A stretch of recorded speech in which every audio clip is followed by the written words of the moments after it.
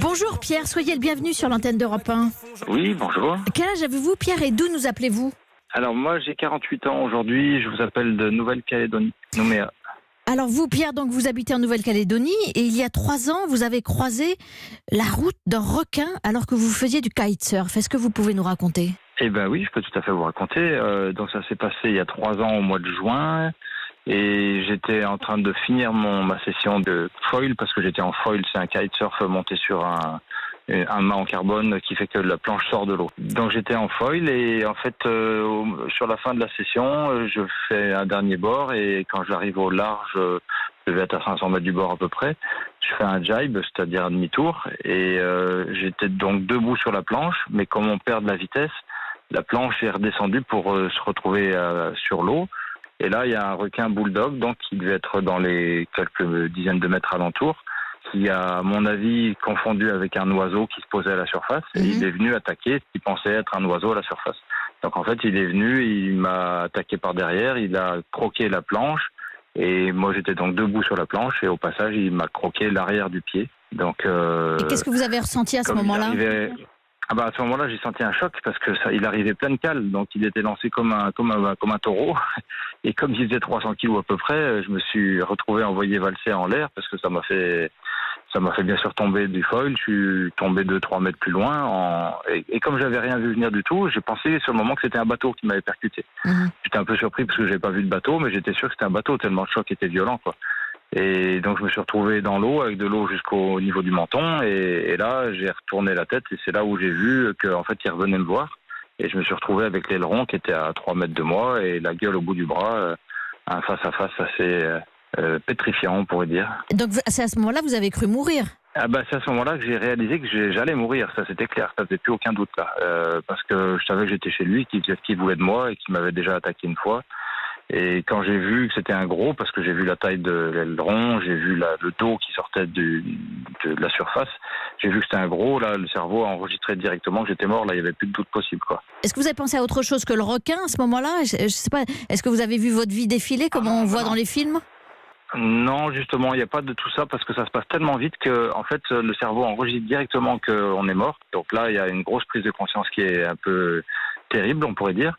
Et comme je savais tout à fait que c'était un requin parce que je l'avais au bout du bras, donc il n'y avait aucun doute possible. Et en fait, dans le même quart de seconde ou dans le quart de seconde suivant, il y a un réflexe qui est intéressant, qui est vraiment particulier, qui était complètement insoupçonné, c'est qu'il y a une espèce de cri de survie qui m'est venu, qui m'est monté du plus profond de moi-même, et je me suis mis à lui hurler dessus.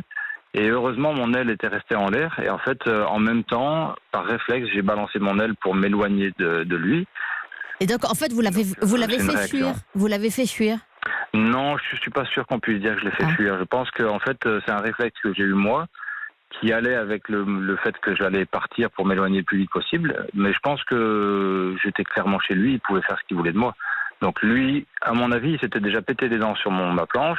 Quand je suis tombé dans l'eau, il a vu que j'étais pas un oiseau, donc j'étais pas la cible qu'il imaginait. Et je pense qu'il n'a pas insisté, ce qui est plutôt rare chez un bulldog qui justement revient souvent à plusieurs reprises. Donc je pense que c'est le choc qu'il a eu contre la planche et mon foil qui a fait que finalement il s'est dit que j'étais pas une proie tout à fait à son goût. Et Pierre, dites-moi aujourd'hui, comment vous avez métabolisé ce choc, cette violence, cette sidération? Alors, métaboliser, le terme est très bien choisi parce que justement, c'est quelque chose qui rentre assez profondément dans les cellules, je pense. Il y a vraiment un après pour moi, c'est-à-dire qu'effectivement, il y a quelque chose qui m'est venu assez rapidement derrière, c'est que j'avais la sensation d'avoir une nouvelle vie. Donc, j'ai vraiment vécu ça comme un bonus. Bon, après, ça s'est pas tout à fait terminé là parce que je me suis battu pendant 500 mètres pour regagner le rivage en me faisant traîner doucement par l'aile. Et j'avais vraiment la sensation qu'il fallait que j'échappe à ça pour revivre, pour survivre, pour passer à autre chose, quoi. Donc quand je suis arrivé finalement sur la terre, j'avais vraiment l'impression d'un cadeau bonus, quoi. C'était, j'aurais dû y rester, c'était clair, il y avait tout ce qu'il fallait pour qu'il me finisse, on pourrait dire. Et en fait non, ça s'est pas passé comme ça. Et je vois ça. On peut y attacher du spirituel, on peut y attacher tout ce qu'on veut, mais en tout cas, moi, je vois vraiment ça comme une nouvelle vie, ouais. Et encore aujourd'hui, vous avez ce sentiment du bonus ou vous l'oubliez petit à petit? Je pense que c'est définitif. Je me dirais jusqu'à la fin de mes jours que j'ai une nouvelle vie, ouais, ça c'est encore aujourd'hui, c'est clair. Et qu'est-ce que ça change dans votre vie, dans votre façon de vous comporter, peut-être avec les autres, avec votre famille?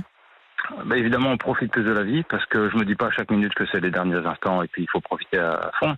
Mais par contre, on relativise pas mal de choses, oui, ça c'est clair. Et je pense qu'effectivement, on attache plus de valeur aux choses qui sont importantes, profondes, et on attache peut-être un peu moins d'importance à ce qu'on projette toujours pour le futur et qui finalement des fois on se rend compte que ça sert pas à grand chose parce que le futur se passe jamais vraiment comme on veut et il peut y avoir de l'inattendu et de l'imprévu.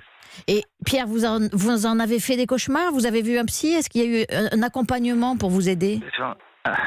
C'est marrant parce que j'ai revu il y a 3 jours la première personne qui m'a recueilli sur le bord de la terre et qui m'a sur le moment dit vous allez voir, vous allez faire beaucoup de cauchemars.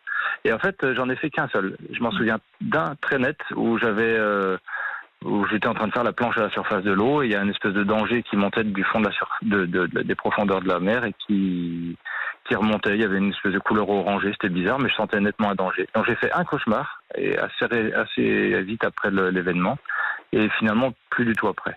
Mais par contre, j'ai pris le temps de faire 3 séances d'une thérapie brève pour gérer le choc émotionnel. Ouais. Mmh. Donc en tout cas, ma dernière question, Pierre, après ce témoignage quand même assez terrifiant, est-ce que vous avez recommencé le kitesurf?